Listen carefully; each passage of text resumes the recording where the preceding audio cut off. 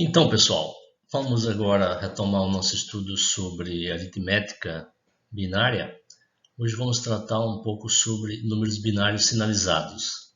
Na verdade, existiram ao longo do tempo algumas convenções sobre como representar os números sinalizados binários, e a primeira delas é a sinal magnitude ou sinal módulo. É a forma mais simples de fazer representação de números binários sinalizados, né? Basicamente, esse processo consiste na representação dos números sinalizados, onde cada número é representado por um bit de sinal e um conjunto de bits que representam o módulo, a magnitude desse número. Então, você vai ter, primeiro, um bit mais significativo, a n, para representar o sinal. 0 vai ser positivo e 1 vai ser negativo. E o restante dos bits, do AN-1 ao A0, vai formar o seu módulo, o seu valor, a sua magnitude. Vamos supor que a gente pense no número 52 em decimal. Esse número binário, né, seria representado na forma sinal magnitude como sendo 0, 1, 1, 0, 1, 0, 0. Por quê? Primeiro, o bit mais significativo seria o bit de sinal. Se é um número positivo, o bit de sinal vai ser 0. Nesse caso aqui, utilizamos o A6 porque o número menor possível para representar o 52 seria o número de 6 bits. Então eu tenho que ter um bit extra para representar o sinal. Portanto, eu vou ter aqui 7 bits. E por que eu tenho que ter no mínimo 6 bits? Porque 52, vocês sabem, é o 2 na quinta, que vai dar o 32, com 2 na quarta, que é o 16, dá 48, e ainda fica faltando 4, que é 2 na 2.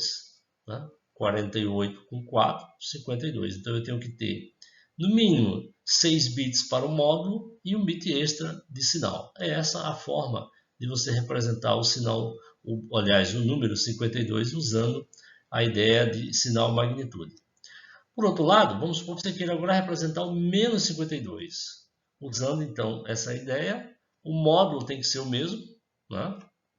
Mas o sinal vai mudar.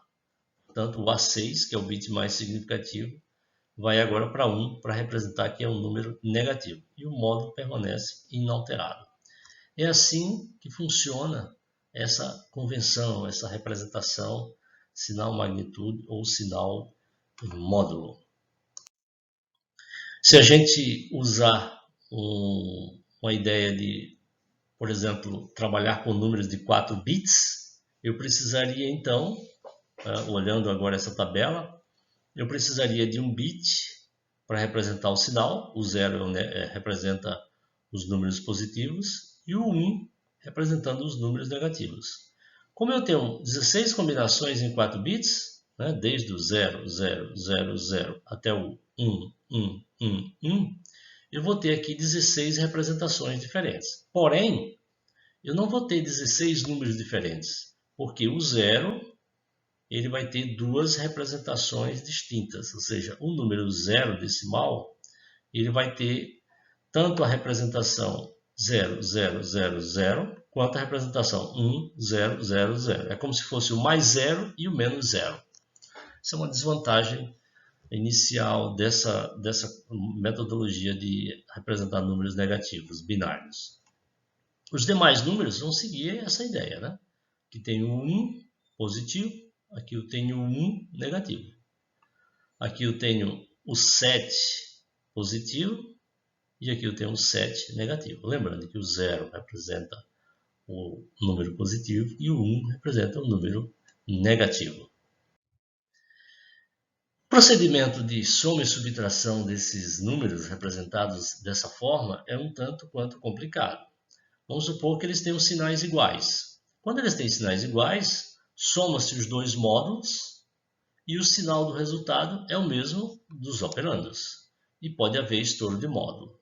Ou seja, no caso da soma de números sinalizados nessa forma, sinal magnitude, se eles têm o mesmo sinal, beleza. Mas se ele tiver sinais diferentes, aí a coisa complica um pouco.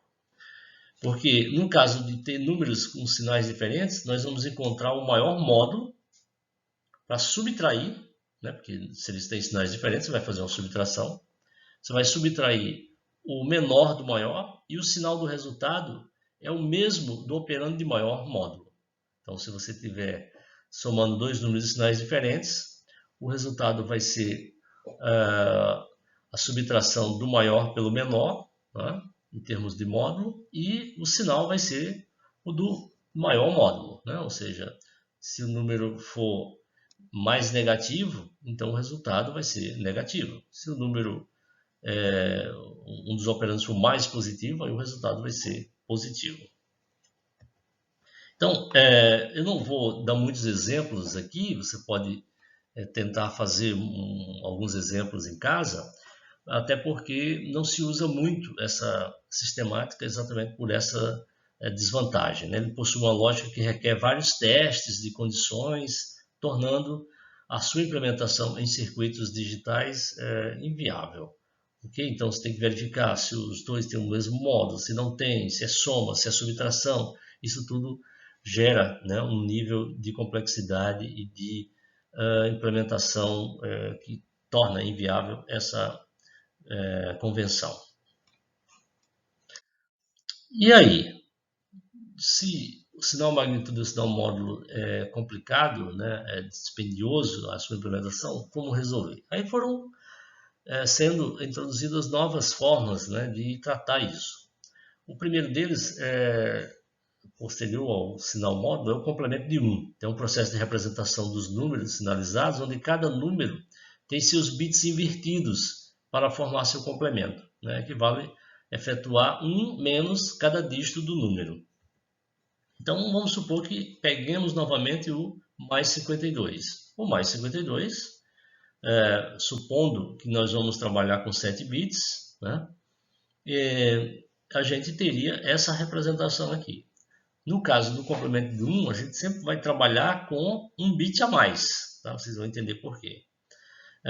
Eu tenho que ter o número mínimo aqui de bits para representar o módulo, que é o 52, que são 6 bits, e tenho que ter um bit extra.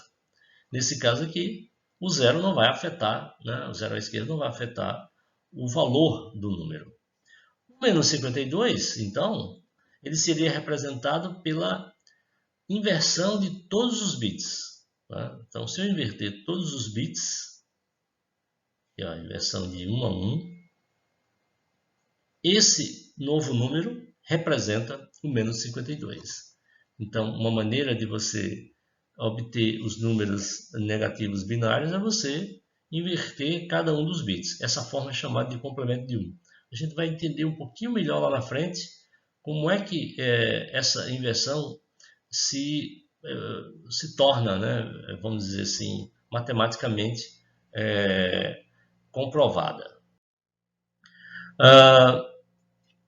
Se nós pegássemos 4 bits e dessemos um zoom para ver quais são os números que eu poderia ter, aí novamente nós vamos ter uma situação onde o zero ele vai ser representado por duas combinações diferentes, né? Então, se a ideia é inverter os bits, então o número 0, que tem 4 zeros para essa convenção de estar trabalhando com 4 bits, se eu inverter todos eles, eu vou chegar em 1.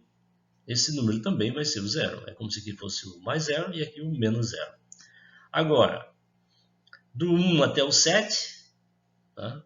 Nós vamos inverter os bits. Por exemplo, no caso do 1, invertendo os 3 zeros fica 3 uns, invertendo esse 1 fica 0. Esse aqui é o menos 1. E assim por diante. O mais 7 seria 0, 1, 1, 1. Se eu inverter todos os bits, eu vou ter 1, 0, 0, 0. O menos 7. Ok? Bom, complemento de 1 é uma ideia, né? Que fica ainda um pouco uma interrogação. Por que simplesmente invertendo os bits eu poderia ter, né, um número negativo? Bom, para isso a gente tem que entender a ideia de complemento à base e depois o complemento à base menos 1.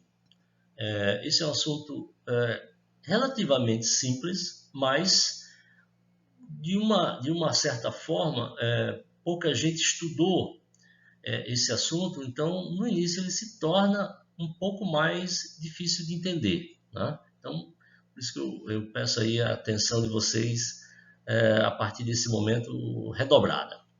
Complementar base é um processo de representação dos números sinalizados, onde subtrai-se da base cada dígito do número para formar o seu complemento. Então vamos supor, para a gente fazer um exercício simples, a base 10, nosso sistema que a gente usa cotidianamente. Então vamos supor que a gente tenha números da base 10 com apenas um dígito. Tá? Então a ideia do complemento à base seria tirar o dígito de 10. Só para ficar um pouco mais concreto isso, imagine o seguinte. Se eu vou ter número de um dígito na base 10, então eu vou ter os 10 dígitos, de 0 a 9. E ponto. Eu não posso ter outro número. Ok? Então vamos restringir o universo de números possíveis para a gente entender bem essa ideia de representação de complemento à base. Então aqui tem os dígitos decimais de 0 até 9. Se eu precisasse, dentro desse conjunto aqui de representação, ter números negativos, necessariamente eu vou ter que pegar alguns desses números aqui, que são positivos, e tratá-los como negativos. Ou seja, eu vou ter que pegar o meu conjunto e dividir ao meio.